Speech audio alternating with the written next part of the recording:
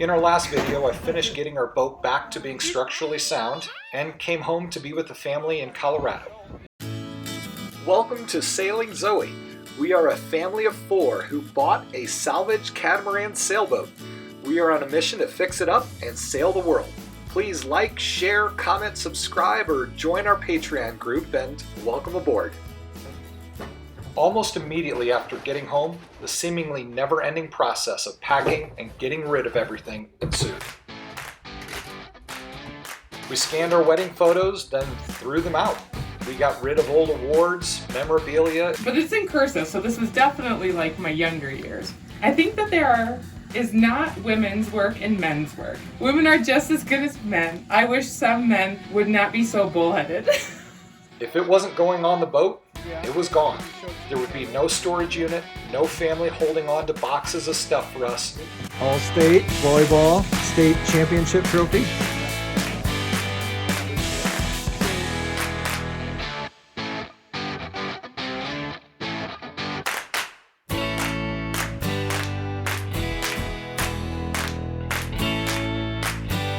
And so this is about half of the garbage. Our entire lives would be fitting on a 47-foot catamaran. Watch another episode of Sailing Zoe. Watch another episode of Sailing Zoe. It's Easter Sunday.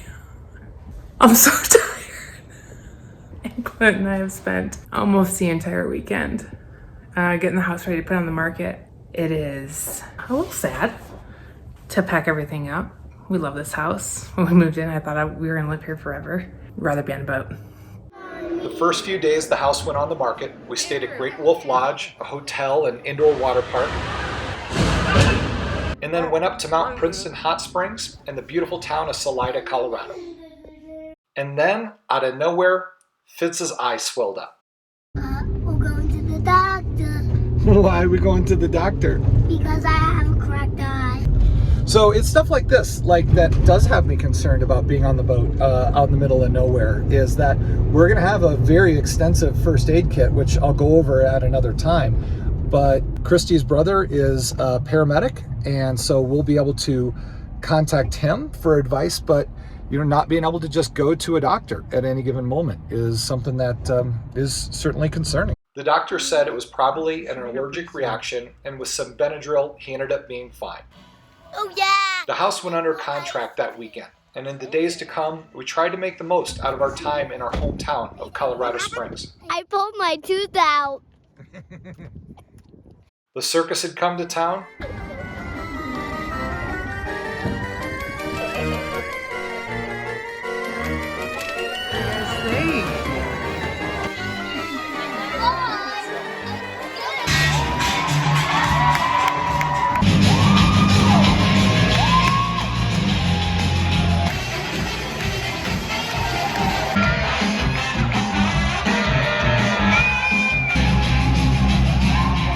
And we did one more visit to the U.S. Olympic Museum.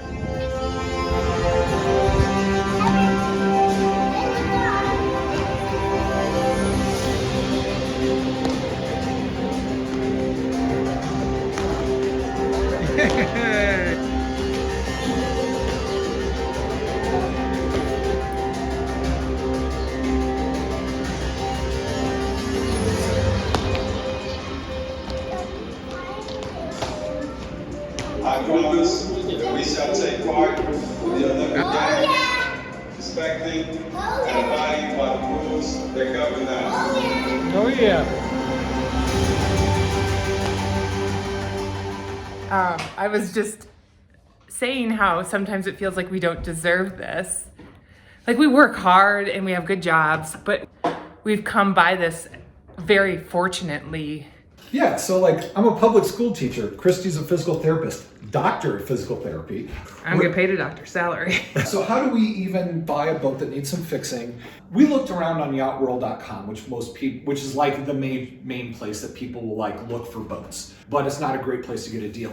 The other place, hurricane damaged boats that are previously owned by the charter boat industry. They know how to fix the boat, and they've stripped everything off the boat that they find worth value, and they're going to sell you what's left. And they've already determined that their people are not going to fix it up for the price that it's worth. That's not a good financial scenario to get a deal in.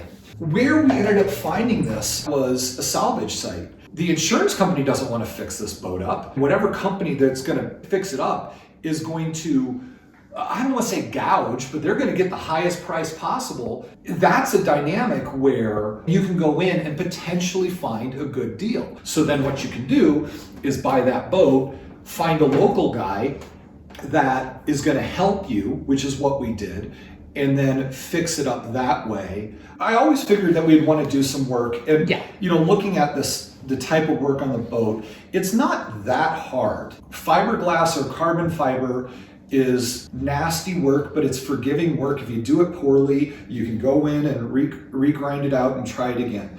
Electric work is electric work, and you can get and somebody else to come in and inspect it and certify whether you did it correctly or make your fixes. Most of this stuff is not that hard. Some of the comments that we got, people was like, run, boats are going to cost you everything. Don't do this. Buy the newest you can. It's going to be way too much work. Well, saving $300,000 to buy a boat or $1 million to buy a boat is a lot of work too. I'd rather put on the Tyvek suit and grind away in fiberglass than try to save, which I'm not going to save $1 million. And hope we can still do this. We wouldn't do it as a family. No, if we waited till we retired, the kids wouldn't be. Yeah. But again, we were just feeling undeserving to an extent.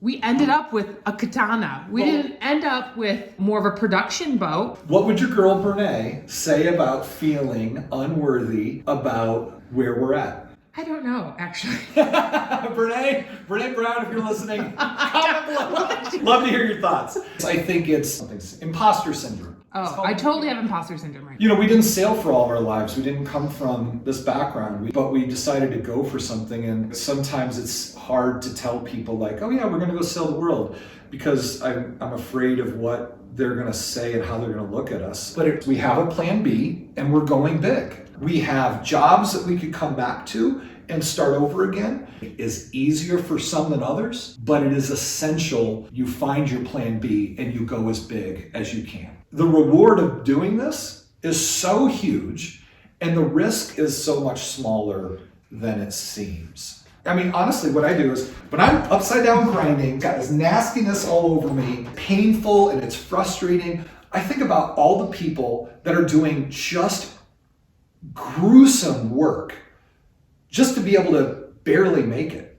And here I'm going to complain about doing gruesome work to go live on a 47-foot yacht. I have the privilege to be able to do this gruesome work, And I think about the risk that we're taking versus the risks that our ancestors took traveling across Europe, the risk that other ancestors of people that don't look like us took in facing the things that they faced. Dear God, the risk we're taking is nothing compared to the risk that so many other people take. It's almost absurd to really see it as something brave. But it's brave in that we're willing to leave status quo. That's the hard part for so many people. It seems like the hard part is not doing what's expected of you. We all live in this world that supports itself. The 9 to 5, the traditional work, sending your kids to this school or that school, all that feeds into itself. And there's nothing wrong with that. And it's just that all those that have decided, do I go,